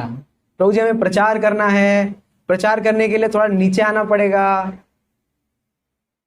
सुना होगा ना आपने, इतना इतना स्ट्रांग लोग पालन नहीं कर पाएंगे, सुना होगा आपने। प्रभु जी तो नहीं करते, लेकिन आप दूसरे मंदिरों में जाएंगे तो आपको ये सब सुनने के लिए मिलेगा। लेकिन आप देखिए क्या हमें हमें प्रभु महाराज बताते हैं, ब्रिज प्रीचिंग का एक प्रवचन है, आप सुनिएगा, अंग्रेजी में, लेकिन पता नहीं कितने लोग सुन पाएंगे। तो ब्रिज प्रीचिंग का क्या मतलब है? ब्रिज मतलब यहाँ एक ब्रिज है, वहां एक ब्रिज, यहाँ एक है, यहाँ लोग, यहाँ कुछ लोग है, यहाँ कुछ लोग है, बीच में नदी है। तो इन लोगों को यहाँ लाने के लिए एक ब्रिज बनाना पड़ेगा ना, नहीं तो ये लोग यहाँ से यहाँ कैसे आएंगे, नहीं आ पाएंगे। तो इसलिए एक ब्रिज बनाते हैं जिससे वो लोग यहाँ आ सके। बहुत अच्छा कॉन्सेप्ट है, सही बात है ना। लेकिन क्या हुआ, यहाँ वाले लोग यहाँ गए, इन लोगों को लाने के लिए फिर वहीं रह गए इस तरफ आ ही नहीं पाए। ये ब्रिज प्रीचिंग हो रही है, हम ब्रिज के उस तरफ ही चले गए भक्ति छोड़ दी, आधुनिक हो गए, है ना। एक्चुअल में हम ब्रिज प्रीचिंग ही कर रहे हैं। ये अभी जो हो रहा है ये ब्रिज प्रीचिंग ही है। अब देखिए, कोई भी नया व्यक्ति आता है, हम उसको क्या कहते हैं, आज से 16 माला करो, सुबह 4 बजे उठो, नहीं तो तुम भक्त नहीं हो, तुम नरक जाओगे, सड़ोगे, तुम मनुष्य ही नहीं हो, कुत्ते बिल्ली हो तुम, ऐसा कहते हैं? नहीं कहते ना। नया व्यक्ति है, आप थोड़ा भगवता पढ़िए, 1-2 माला कीजिए। हम अपने स्तर से नीचे आ गए ना। हमारा स्तर क्या है? 16 माला जप करना, सुबह जल्दी उठना, भागवतम पढ़ना, ये हमारा स्तर है। हम उससे नीचे आ गए ना, 1 माला कीजिए आप। तो एक्चुअल में हम ब्रिज प्रीचिंग ही कर रहे हैं ना। लेकिन हम इस तरफ ही हैं अभी भी, हम उस तरफ नहीं चले गए। हमने 1 माला शुरू नहीं कर दी कि प्रभु जी उनको मैं 1 माला के लिए कैसे बोलूं। वो बोलेंगे प्रभु जी आप तो 16 माला करते हैं, मुझे 1 माला के लिए बोल रहे हैं। ठीक है प्रभु जी, तो मैं भी 1 ही माला करूंगा, जिससे वो भी 1 माला ही करे, है ना। हम देखिए कोई मंदिरों में ठहरते हैं, गेस्ट हाउस में ठहरते हैं, तो हम उन्हें क्या कहते हैं, अब मंगल आरती आई है ना। मंगल आरती नहीं आ सके तो एटलीस्ट गुरु पूजा में आइए, भागवतम क्लास में आइए, संध्या दोपहर की आरती में आइए, है ना। रोज सुबह उठ नहीं पाते, कोई बात नहीं, मैं भी नहीं उठता क्यों टेंशन ले रहे हैं हम उनके स्तर पे आ गए तो उनको क्योंकि उनको अच्छा लगे। हम बोलेंगे हम तो 4 बजे उठते हैं, रोज हम तो 4 बजे नहीं उठ पाते, हम तो 7 बजे उठते हैं। ओ, इनको बुरा लग गया। नहीं अरे मैं भी 7 बजे उठता हूँ, चिंता मत कीजिए। आप 7 बजे उठ के भक्ति कर सकते हैं। कैसे? मैं भी तो करता हूँ। तो इसलिए वो क्या होगा कि हम जब स्तर से नीचे गिर जाएंगे तो लोगों को कैसे ऊपर उठा पाएंगे। आप यहाँ हैं, एक व्यक्ति यहाँ है, तभी तो उस व्यक्ति को यहाँ ले पाएंगे। अगर आप यहाँ और अब वो व्यक्ति यहाँ, आप भी यहीं आ गए, तो दोनों यही मजे करते रहेंगे, है ना। इसलिए प्रचार का उद्देश्य क्या था कि लोगों का जीवन उसको सरल करना और इस प्रकार के समुदाय बनाना। लेकिन हमने क्या किया, हम ही इस आधुनिक सभ्यता में बैठ गए कि नहीं यही जीवन अच्छा है, इसी को हमने अच्छा करने का प्रयास किया। वास्तव में इसको कितना अच्छा करेंगे, ज्यादा से ज्यादा भक्तों का एक कम्युनिटी बना लेंगे शहर में ही, उससे ज्यादा क्या करेंगे। लेकिन वो भी, उससे भी काम नहीं चलेगा।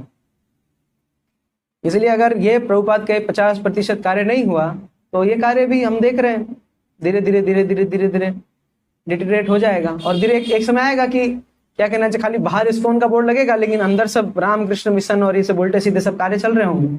चल ही रहे हैं, अभी भी चल रहे हैं। इसलिए आप देखिए कितना महत्वपूर्ण है ये। इसलिए आप जिनको प्रचार करते हैं उनको भी इसका प्रचार कीजिए। वास्तव में फार्म कम्युनिटीज का मतलब ये नहीं है कि हम ही सब लोगों को रखेंगे, सब लोगों को हम ही रखेंगे, ऐसा नहीं है। हमारा उद्देश्य क्या है, जो महाराज के जो फार्म प्रोजेक्ट चल रहे हैं उनका उद्देश्य क्या है आप समझिए पहले। ऐसा नहीं कि हम पूरे संसार को वहां नंदग्राम में शिफ्ट कर लेंगे, पॉसिबल नहीं है। कैसे करेंगे? छोटा सा अगर आपको भूमि खेती करनी है तो कैसे कर पाएंगे। हमारा उद्देश्य है कि लोगों को एक क्या कहना चाहिए, एक उदाहरण देना, एक विकल्प प्रदान करना। क्योंकि अभी क्या है अभी आप किसी को प्रचार कीजिए, अरे यही जीवन है ना, खाएंगे क्या, जॉब तो करना पड़ेगा, जॉब नहीं करेंगे खाएंगे क्या, है ना। लेकिन हम उनको ऐसा जीवन दे रहे हैं कि नहीं, जरूरी नहीं है, खाने के लिए आपको जॉब करने की आवश्यकता नहीं है, खाने के लिए आपको धंधा करने की आवश्यकता नहीं है। आप इस प्रकार से अपना खाना स्वयं उगाकर, अपना कपड़ा स्वयं बनाकर जीवन व्यतीत कर सकते हैं, और इसमें भक्ति भी हो जाएगी। वर्णाश्रम में भी ऐसा नहीं कि सभी भक्त होंगे, लेकिन जीवन बहुत ही अच्छा होगा, गाय पर आश्रित जीवन होगा, भूमि पर आश्रित जीवन होगा, और वो जीवन बहुत ही क्या कहना चाहिए, सौम्य होगा। अभी आप देखिए लोगों का, प्रभुपाद बता रहे हैं, क्या इस सभ्यता ने एक व्यक्ति की सनक पर हजारों व्यक्तियों को नार के कारखानों में तथा युद्ध स्थलों में बेचकर समानता तथा विश्व बंधुत्व को बढ़ावा दिया है। आप देखिए इतना इतना करते हैं, समानता समानता कहाँ है समानता? फैक्ट्रियों में काम करवा रहे लोगों से, केवल एक व्यक्ति की सनक पर। इस सभ्यता से कुछ लोग हो सकता है सुखी हो जाए, अंबानी अडानी ये लोग हो सकता है, नहीं वो भी सुखी नहीं है, ये तो क्लियर है। लेकिन हमें लग सकता है कि वो लोग सुखी हो पाए हैं, लेकिन अधिकतर लोग तो उनका जीवन तो नरक ही बन गया ना। आप देखिए अलग अलग सूरत में अलग अलग एरिया, सारोली है, वहां आप जाइए कैसे रह रहे हैं लोग, आपको नरक देखना, वहां चले जाइए, ऐसे घर हैं वहां, लोग एकदम एक ही कमरे में, इतने में तो पता नहीं वहां 100 लोग रहते होंगे इतना एरिया में तो नरकमय जीवन है। क्यों? क्योंकि उनको बताया गया है कि मार्केट में काम करोगे सुखी हो जाओगे, मार्केट में काम करोगे पैसा मिलेगा सुखी हो जाओगे।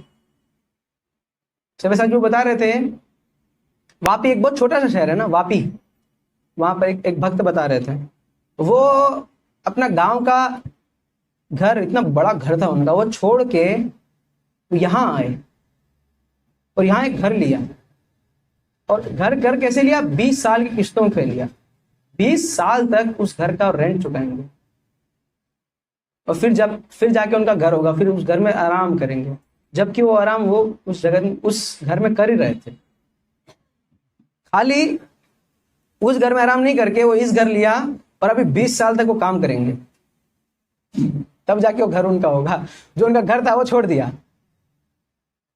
क्यों? कुछ लोगों की सनक पे। अभी देखिए सरकार इतना सब क्यों बता रही है कि पढ़ाई करो पढ़ाई करो पढ़ाई करो? क्यों? आपका भला चाहते हैं वो? बिल्कुल नहीं। क्यों? फिर क्यों प्रचार कर रहे हैं पढ़ो पढ़ो पढ़ो, है ना? एक अभी एक्ट आने वाला है कि सबको पढ़ना ही पड़ेगा, नहीं तो माता पिता को जेल डाल देंगे। क्यों कर रहे हैं सरकार इतना? यस, क्योंकि उनको वर्कर्स चाहिए जो थोड़े पढ़े लिखे हो। अनपढ़ व्यक्ति तो क्या है, सब स्मार्टफोन उन्होंने क्या चलाएगा, कहाँ सब मशीनें चलाएगा। तो उनको थोड़े पढ़े लिखे लेबर चाहिए, पढ़े लिखे मजदूर चाहिए, जो खेतों में काम नहीं कर सके और हमारी फैक्ट्रियों में काम करें, तो इसलिए पढ़ा रहे हैं। तो आपका अच्छा नहीं चाहते, मतलब आप समझ लीजिए कि आप अपने बच्चों को पढ़ा रहे हैं, तो उनको किस लिए पढ़ा रहे हैं? सरकार के मजदूर बनाने के लिए। ये बस, उसके अलावा और कोई उनका कोई उद्देश्य नहीं है कि आपको अच्छा आपके लिए करना। और युद्ध, प्रभुपाद यहाँ बता रहे, युद्ध, विश्व हिंदुत्व, बहुत बातें चलती है ना, विश्व हिंदुत्व विश्व हिंदुत्व। विश्व हिंदुत्व मतलब समझते हैं ना, सभी पूरा विश्व एक है, सभी भाई भाई हैं, इस प्रकार से हिंदू चाइनी भाई भाई, हिंदू पाकिस्तानी भाई भाई। लेकिन वो आएगा कैसे जब आप युद्ध कर रहे हैं? युद्ध हो रहा है तो कैसे बंधुत्व कैसे आया?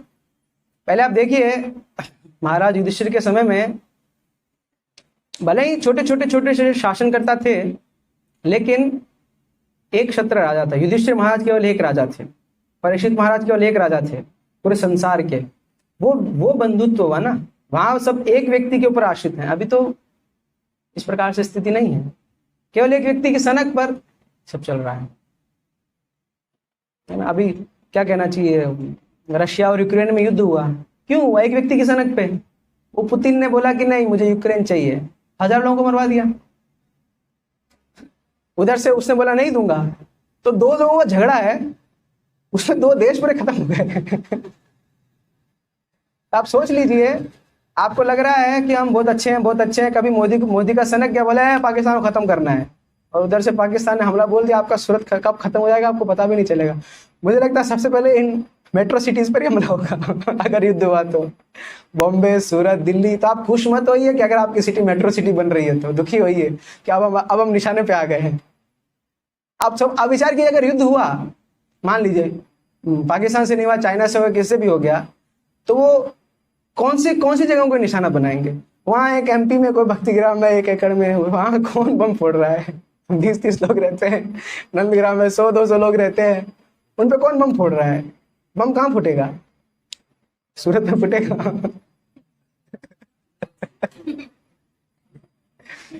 तो इसलिए आप सोच लीजिए, आप बहुत ही कल सुबह आप उठेंगे कि नहीं उठेंगे पता नहीं, कोई हो सकता है अभी प्लान ही कर रहा हो सकता है ना।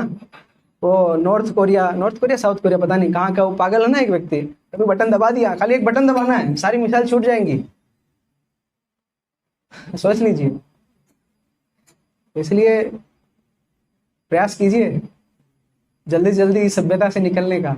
और भी बहुत तात्पर्य काफी लंबा है, लेकिन आप लोग इस तात्पर्य को पढ़िए, बार बार पढ़िए। कभी भी आपको लगे कि ये सभ्यता अच्छी है, फिर तात्पर्य पढ़ लीजिए, आपके सभ्यता से घृणा होने लगेगी। प्रभुपाद लास्ट में बताते हैं, यह तो कुकरों सुकरों का जीवन है।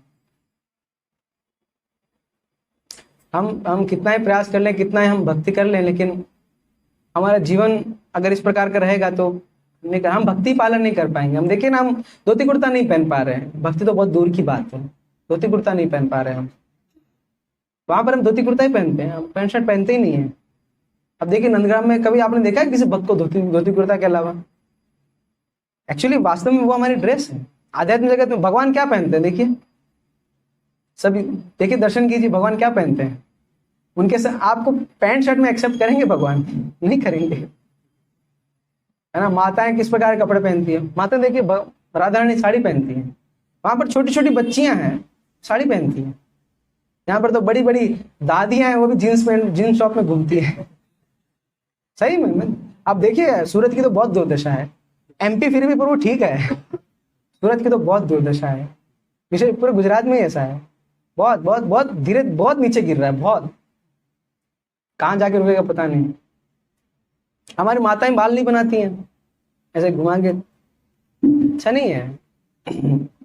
तो भगवान तो वैदिक संस्कृति में रहते हैं, भगवान हमें स्वीकार ही नहीं करेंगे। तो अब देखिए, अगर आपको भगवत धाम जाना है तो आप विचार कर लीजिए कि अभी आप जो कर रहे हैं उससे भगवत धाम नहीं जा पाएंगे। समझिएगा, उसका सार समझिएगा। क्या कहना चाहिए, लकीर के फकीर होते हैं ना, उस प्रकार से मत बनिएगा। जा सकते हैं, शहरों में भक्ति करके भी जा सकते हैं, लेकिन हमारा क्या कहना चाहिए, हमारा मूड हमें पता होना चाहिए, हम क्यों रह रहे हैं शहर में, ये क्लियर होना चाहिए। क्या हम प्रचार के लिए रह रहे हैं? और प्रचार के रह रहे हैं तो फिर प्रचार करना चाहिए, फिर तो प्रचार करना ही करना चाहिए। रोज पुस्तक वितरण होना चाहिए, तभी आपको अलाउड है शहर में रहना, नहीं तो आप भागिए यहाँ से।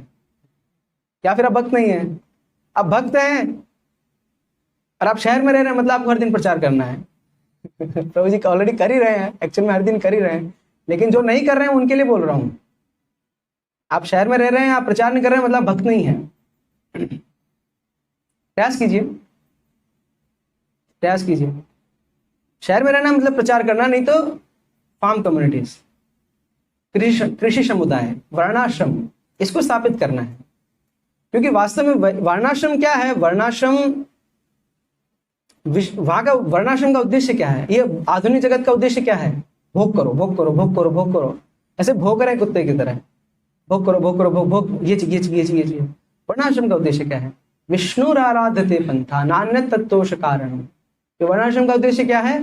विष्णु आराधना, और कोई उद्देश्य नहीं है। विष्णु आराधना एकमात्र उद्देश्य। और इसीलिए आप देखिए, वर्णाश्रम से अगर कोई व्यक्ति का पतन भी होता है तो ज्यादा से ज्यादा क्या करेगा? देवी देवताओं की पूजा शुरू कर देगा, मायावादी बन जाएगा, इससे ज्यादा क्या ही होगा। लेकिन आप देखिए, शहर में किसी का पतन हुआ तो अभक्त, सीधा पाप कर्म शुरू। अगर कोई भक्त का पतन होगा, सीधा शराब पीने शुरू कर देगा, मांस खाना शुरू कर देगा, मतलब सीधा पाप कार्य शुरू होंगे। महाराज बहुत अच्छा उदाहरण देते हैं, जस्ट लास्ट उदाहरण देके आप करेंगे। आप लोगों ने सर्कस देखा है? सभी ने देखा है? बहुत ऊंची एक रस्सी बंधी होती है और एक आदमी उस पर चल रहा होता है, रस्सी पे, केवल रस्सी पे चल रहा होता है।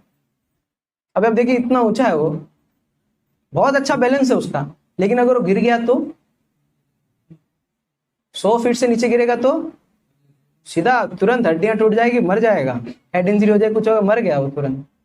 अभी आप विचार कीजिए, वहां नीचे एक नेट लगी है, अभी क्या होगा? वो गिरेगा तो गिरेगा, बच जाएगा, वापस उठ के वापस चलने लगेगा, खत्म नहीं होगा उसका जीवन। तो ये आधुनिक सभ्यता ऐसी है, यहाँ हम भक्ति कर रहे हैं, भक्ति कर रहे हैं, भक्ति कर रहे हैं, पतन हुआ तो सीधा खत्म, पूरा भक्ति से आउट हो जाएंगे हम।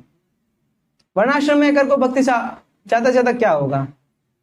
अभी की स्थिति में देखेंगे ज्यादा शहर आके रहने लगेगा, फिर उसका पतन हो जाएगा, क्योंकि अभी नेट चली गई। वर्णाश्रम में नेट थी, वो ज्यादा ज्यादा पाप कर्म कैसे करेगा? पाप कर्म सारे भक्त उसके साथ रह रहे हैं, वहां पर तो मंगल आरती नहीं आता, तो रोजा मंगल आरती नहीं आए, रोजा मंगल आरती नहीं आए, रोजी अरे यार कल से तो आ जाता हूँ। यहाँ पे कोई बोलने वाला ही नहीं है, नहीं आए तो नहीं आए, आ गए तो आ गए। स्वच्छंद कार्य कर रहे हैं ना, स्वच्छंद रूप से कार्य करेंगे तो भक्ति में हमारी प्रगति नहीं होगी। किसी के गाइडेंस में हमें कार्य करना हो, कोई हमें हमारा जीवन ऐसा बनाना है कि हमें कोई बोल सके कुछ। यही कलयुग का महत्व है ना, भक्तों का संग हमें मिल सका है। भक्तों का संग नहीं होगा तो हम भक्ति छोड़ देंगे। अभी हम हो सकता है हम कर रहे हो, लेकिन अगर भक्तों का संग नहीं लेंगे तो हम छोड़ देंगे। हालांकि आप लोग तो ले रहे हैं, लेकिन आप समझिए, आपने अगर भक्तों का संग छोड़ा और फिर आप विचार करेंगे कि नहीं भक्त बेकार लोग हैं, मेरे को तो भक्ति करनी है ना, मैं घर पे रह के करूंगा, नहीं हो पाएगा, खत्म हो जाएगी। कई लोगों की हो चुकी है ये, आपको मैं क्या कहना चाहिए, बहुत अलग चीज नहीं बता रहा, हो चुका है।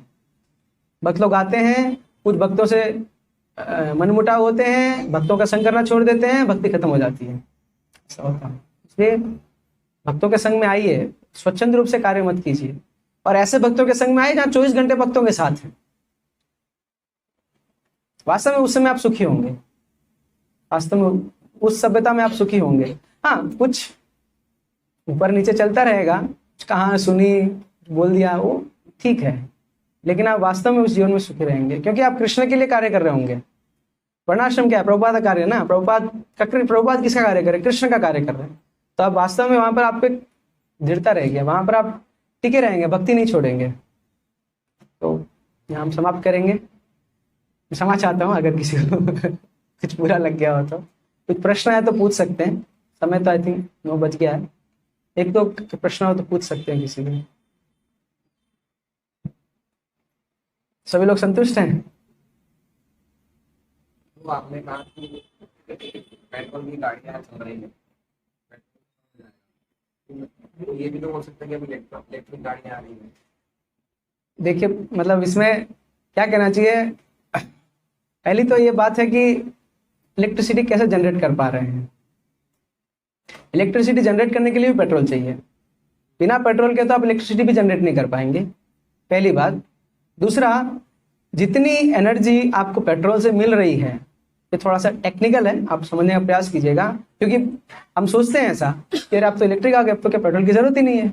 लेकिन आप विचार कीजिए, कितनी गाड़ियां चल रही है इलेक्ट्रिसिटी से, और उनको जो इलेक्ट्रिसिटी गाड़ियां यूज कर रहे हैं उनको पूछिए कितनी समस्याएं हो रही है। तो जितनी एनर्जी, जितनी शक्ति आपको पेट्रोल, डीजल, ये क्रूड ऑयल से मिल रही है, वो इलेक्ट्रिसिटी कभी उसको मैच कर ही नहीं पाएगा। इतनी, आप देखिए कितनी गाड़ियां चल रही, इतनी हजारों गाड़ियों के लिए इलेक्ट्रिसिटी पर्याप्त होगी ही नहीं। और दूसरी बात, उसको जनरेट करने के लिए भी पेट्रोल चाहिए, उसके बिना तो वो भी नहीं कर पाएंगे। फ्यूल स्टेशन बनाने हैं, उसके लिए आपको आधुनिक चीजें चाहिए, वो इलेक्ट्रिसिटी से नहीं बनेंगी। फैक्ट्रियां इलेक्ट्रिसिटी से नहीं चला पाएंगे, वो लिमिटेड। एक स्कूटी चला ली 30-40 की स्पीड में, वो एक अलग बात है। लेकिन अभी जो हम जितना उपयोग कर रहे हैं उतना तो नहीं हो पाएगा इलेक्ट्रिसिटी से, कोई भी एनर्जी से नहीं हो पाएगा। अभी ये तो इलेक्ट्रिसिटी, अभी कई देशों में भी नाइट्रोजन पे काम कर रहे हैं, हाइड्रोजन पे काम कर रहे हैं। हाइड्रोजन तो सुनने में बहुत अच्छा लगेगा, उसमें तो कुछ पॉल्यूशन ही नहीं है। नाइट्रोजन गैस निकलेगी, ऑक्सीजन के साथ मिक्स होगी, पानी देगी, और बढ़िया है। लेकिन पेट्रोल को मैच नहीं कर पाएगी। और ये तो केवल एक बात है, पेट्रोल खत्म होना। पेट्रोल चलिए, पेट्रोल खत्म नहीं भी हुआ, इलेक्ट्रिसिटी गाड़ियों की जरूरत ही नहीं पड़ी आपको, तो भी तो ये बेकार ही है, तो भी ये सभ्यता बेकार है ना। इतना पॉल्यूशन ही हो रहा है, पॉल्यूशन ही देख लीजिए, इतने सारे एक्सीडेंट में मर जाएंगे। एक भक्त है, उन्होंने पूछा था कि प्रभु जी, फार्म के उन्होंने तो सांप होते ना, पहले तो लोग सांप से डसने से मर जाते थे, देखिए हमने इतनी बढ़िया सभ्यता बनाई, सांप ही नहीं है, देखो बच गए हम, सांप के डसने से नहीं मरेंगे। लेकिन अब देखिए हजारों हजारों लोग मर रहे हैं रोज एक्सीडेंट होने से, वहाँ लोग कोई नहीं मरता है, वहाँ एक्सीडेंट से लोग नहीं मरते हैं, भले ही सांप काटने से कुछ लोग मर जाएं। तो अगर आप सांप से डर के अगर नहीं आ रहे हैं तो आपको गाड़ियाँ नहीं चलानी चाहिए, बहुत डेंजरस है। तो इसी प्रकार से ये पेट्रोल का आप क्योंकि वो बहुत ही क्या कहना चाहिए, वो जो एनर्जी दे रहा है वो इलेक्ट्रिसिटी कभी नहीं दे पाएगी और इतना जनरेट ही नहीं कर पाएंगे। कर भी लें तो भी कोई बहुत बड़ी बात नहीं है, तभी जगत दुखी रहेगा। अब प्रश्न ये है,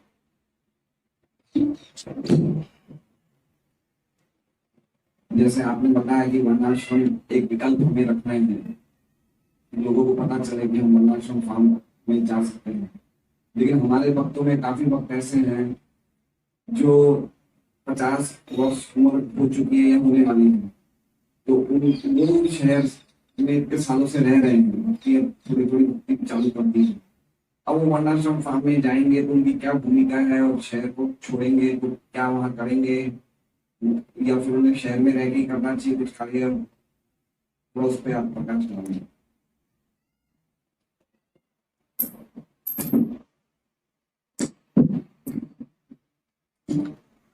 वास्तव में विशेष रूप से जब प्रभु जी ने प्रश्न किया 50 से ऊपर के जो लोग हैं, वास्तव में वर्णाश्रम में सभी के लिए स्थान है, लेकिन अभी क्योंकि बहुत ही क्या कहना चाहिए इनिशियल स्टेज पे है, बहुत ही प्राथमिक अवस्था है अभी, तो अभी क्या है स्थापित करने के लिए ऐसे लोग चाहिए जो उसमें कुछ कंट्रीब्यूट कर पाए, जो वहां पर कुछ सहयोग दे पाए। 50 वर्ष से अधिक के लोग भी रह सकते हैं, उनके लिए नाई नहीं है, लेकिन क्या है अभी के जो समुदाय हैं वो उनका खर्चा नहीं उठा पाएंगे। स्पष्ट बता रहा हूं मैं, अगर इतने को आना है तो इस प्रकार उन्हीं के लिए हम उनका खर्चा नहीं उठा पाएंगे, वो आए रहें और अपना खर्च दें, उनका जो घर पे खर्चा आ रहा है वो दे सकते हैं। अगर कोई बहुत ज़्यादा धनी है और कोई बहुत ही अगर सिंसियर है तो केवल अपने जो उस पर जो उसका मेंटेनेंस, उसका क्या कहना चाहिए, मेंटेनेंस को क्या कहेंगे, खर्चा दें, वो अपना खर्चा दें और वो रहें और वहां पर कुछ कंट्रीब्यूट करें, वहां पर कुछ सहयोग दें। लेकिन विकल्प इसलिए है क्योंकि ऐसा नहीं केवल आपको वहीं पर ही रहना है, आप अपने स्तर पे भी शुरू कीजिए कुछ, इस सभ्यता में मत रहिए। या जैसा महाराज ने बताया, मैं बता रहा था वो प्रवचन में जो आप लोग शायद नहीं सुने, उसे महाराज बता रहे हैं कि एटलीस्ट जो वृद्ध हो गए हैं उन्हें तो अपना पूरा जीवन पुस्तक वितरण में दे देना चाहिए। अभी निवृत्त हो जाओ, 50 से ज्यादा हो गए, निवृत्त हो जाओ और पुस्तक वितरण में पूरा जीवन दो, ये महाराज बता रहे हैं। शहर में रहने वाला ये कार्य, यस, शहर में रहे, देखिए मैंने बताया ना, शहर में रहे तो प्रचार कीजिए, प्रचार नहीं कर रहे हैं शहर में मत रहिए। सरल, जो भी रह रहे हैं, 50 के रह रहे हैं वो भी, 20 के रह रहे हैं वो भी, 30 के रह रहे हैं वो भी, सभी लोग, क्योंकि जीविकोपार्जन के लिए तो यहाँ मत रहिए। स्पष्ट है, जीविकोपार्जन क्या जीविकोपार्जन करेंगे, बस आपको क्या करना होगा, जीविकोपार्जन आपका हो जाएगा, आपको कोई विलासिता छोड़नी होगी, आपको ये जो आसक्ति है ना ये, उनको छोड़ना होगा। बाकी आप वहां बहुत सुखी रहेंगे, आप प्रयास कीजिए, आने का प्रयास कीजिए थोड़ा कुछ। जी, वहाँ पे रहने देंगे तो सुख भी रहेंगे। आप रहना चाहते हैं? हैं? पहले बोला जाता है आपकी उम्र कितनी है, हाँ, आपका मेडिकल खर्चा इतना आएगा, कौन हाँ, रहेगा, हाँ। इस सब की व्यवस्था करके आएंगे। तो आप क्या चाहते हैं, वहां पर हम वृद्धाश्रम खोल दें? नहीं, तो आप प्रैक्टिकली विचार कीजिए ना, आप प्रैक्टिकली विचार कीजिए, आपका खर्चा आपको खुद सोचना चाहिए कि मेरा खर्चा लोग क्यों उठाएं भाई। हाँ, तो आप शहर में रहिए ना, शहर में रहिए, प्रचार कीजिए, शहर में रहिए। आपकी परिस्थिति नहीं है कि आप क्या कहना चाहिए, जो वहां की जो कम्युनिटी है, वहां की गाइडलाइंस के अनुसार आप वहां रह पाए, तो आप शहर में रहिए, प्रचार कीजिए। दो ऑप्शन है ना आपके पास, या तो आप वहां रहिए या आप शहर में रह रहे हैं किसी परिस्थिति बस, तो प्रचार कीजिए। जो आप नहीं जा पा रहे हैं, जो लोग जा पा रहे हैं उनको प्रचार कीजिए, आप जाइए, उनको प्रचार कीजिए। रहने क्यों नहीं देंगे, हम किस लिए बना रहे हैं, हमारा उद्देश्य क्या, क्यों बना रहे हैं हम? यस, नहीं प्रैक्टिकली, तो प्रैक्टिकल चीजें तो प्रैक्टिकली स्तर पर चर्चा होगी ना, लेकिन एक समझ तो होनी चाहिए ना कि ये सभ्यता खराब है और इस सभ्यता में नहीं रहना है, इस सभ्यता का दूसरा विकल्प देखना है। ये तो कीजिए, आप शहर में मत रहिए, आपको वहां नहीं रख रहे, आप अपने स्तर पे कुछ व्यवस्था कीजिए, शहर में मत रहिए और भक्तों के संग में रहिए। ऐसा भी नहीं गांव चले गए वहां कुछ भक्तों का संग नहीं, वो भी मत कीजिएगा। कुछ भक्त लोग मिलके कुछ कर सकते हैं। प्रचार भी करे लेकिन वो भक्ति नहीं होगी। जी बोलेंगे यार सिटी में तो भक्ति ही नहीं होती है, प्रचार करने के बाद भी भक्ति नहीं होती है। हाँ, तो आप लोग देखिए, अगले अगर रह भी रहे हैं और जो भी थोड़ी बहुत भक्ति कर रहे हैं और प्रचार कर रहे हैं आप, तो चैतन्य महाप्रभु आपको महाराज बताते हैं, महाराज बता रहे थे उस प्रवचन में, प्रभुपाद के शिष्य उन्होंने प्रभुपाद से पूछा कि प्रभुपाद हम इतना प्रचार करते हैं, हमारी साधना ठीक से नहीं हो पाती है, तो क्या हम भगवत धाम जाएंगे? तो प्रभुपाद कहते हैं कि आप इतना प्रयास कर रहे हैं कि दूसरे लोग भगवत धाम जाएं, तो आप तो भगवत धाम अवश्य जाएंगे। वहां पर भी आप देखिए, मैं आपको क्या कहना चाहिए, प्रकाश डाल देता हूं, फार्म कम्युनिटीज में भी ऐसा नहीं है कि आप 24 घंटा माला कर रहे हैं, रीडिंग कर रहे हैं और केवल आध्यात्मिक कार्य हो रहे हैं। वहां पर भी आपको अपने जीव को धन उपार्जन के लिए बहुत मेहनत करनी पड़ेगी, लेकिन आप समझिए कि वो हम किस लिए कर रहे हैं। एक भक्त हैं त्रिभंगानंद को, वो बता रहे थे कि प्रभु जब मैं सूरत में था तो मेरी भक्ति अच्छी होती थी, क्योंकि मेरी जॉब ऐसी थी कि मुझे खाली बैठना होता था और मैं बहुत 6-6, 7-7 घंटा रीडिंग कर पाता था। अभी मैं फार्म कम्युनिटी ज्वाइन कर लिया हूँ, अभी मैं मुश्किल से 1 घंटा रीडिंग कर पाता हूँ, लेकिन फिर भी मैं यहीं रहना चाहता हूँ। क्यों? क्योंकि भक्तों का संग मिल रहा है और ये प्रभुपाद का इतना बड़ा मिशन है जिसमें कुछ सहयोग कर पा रहा हूँ। साधना का उद्देश्य क्या है? साधना किस लिए कर रहे हैं? प्रभुपाद को प्रसन्न करने के लिए। तो पुस्तक वितरण कर रहे हैं हम, और उससे हमारी साधना अच्छी होगी, उसकी चिंता मत कीजिए।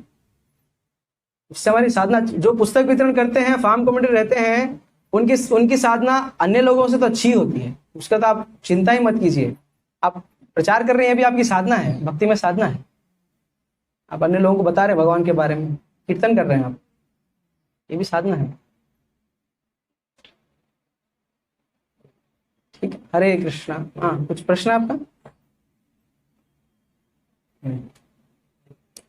हरे कृष्ण। श्रील प्रभुपाद की, श्रीमद् भागवतम की।